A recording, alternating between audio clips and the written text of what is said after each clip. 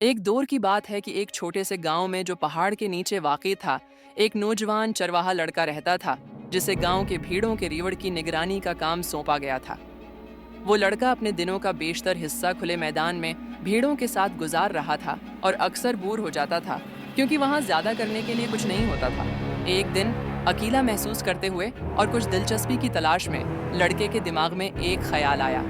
उसने गांव के लोगों को धोखा देने का फैसला किया और बुलंद आवाज में पुकारा, भड़िया भड़िया भड़िया भीड़ों पर हमला कर रहा है।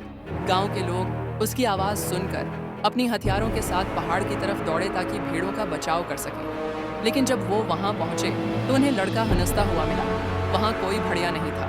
लड़के ने बस मजे के लिए ये चाल चल दी थी। गांव वाले गुस्से में आ गए और लड़के को खबरदार किया कि वो दोबारा झूठ न बोले। अगर तुम झूठ बोलते रहोगे तो जब तुम सच बोलोगे कोई तुम पर यकीन नहीं करेगा, उन्होंने कहा, और फिर गुस्से में वापस गांव चले गए। लेकिन कुछ दिन बाद लड़के को दोबारा बोरियत महसूस हुई और उसने वही धोखा दही दोबारा करने का फैसला किया।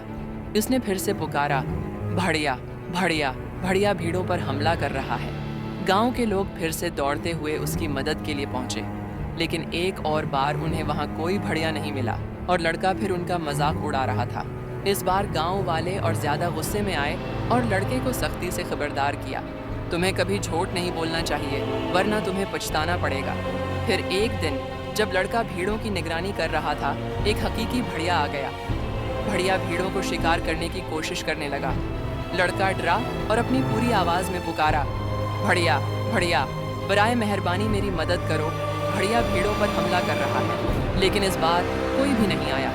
गांव वाले पहले ही उससे धोखा खा चुके थे और उन्हें यकीन था कि लड़का फिर झूठ बोल रहा है। भड़िया ने कई भीड़ों को मार डाला और लड़का बेबस और गमगीन रहा। आखिरकार जब गांव वाले वहां पहुंचे तो उन्हें लड़का भीड़ों के दरमियान गमगीन खड़ा मिला। उसने एक सख्त सबक सीखा था, अगर तुम बार बार झूठ बोलते हो तो लोग तुम पर यकीन करना छोड़ देते हैं, चाहे तुम सच बोल रहे हो। इस कहानी से ये सबक मिलता है कि ईमानदारी बहुत ज़रूरी है। अगर हम बार बार झूठ बोलेंगे तो लोग हम पर एतमाद खो देंगे, और जब हमें हकीकत में मदद की ज़रूरत होगी तो कोई भी